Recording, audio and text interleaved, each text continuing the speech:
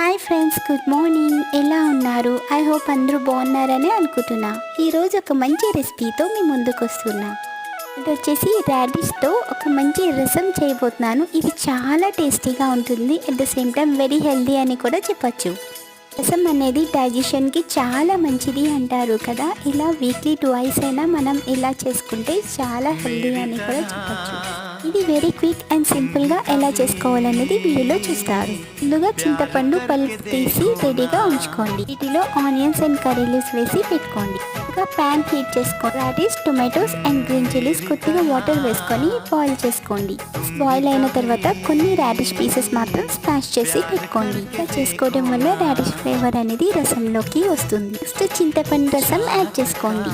వీడియోలో చూపించిన ఇంగ్రీడియంట్స్ అన్ని యాడ్ చేసుకోండి. 10 minutes లో టు మీడియం ఫ్లేమ్లో బాయిల్ చేసుకోండి. నెక్స్ట్ ఫైనల్గా తాలింపు పెట్టుకోండి. ఫైనల్గా కొత్తిమీరతో గార్నిష్ చేసి సర్వ్ చేసుకోవడమే.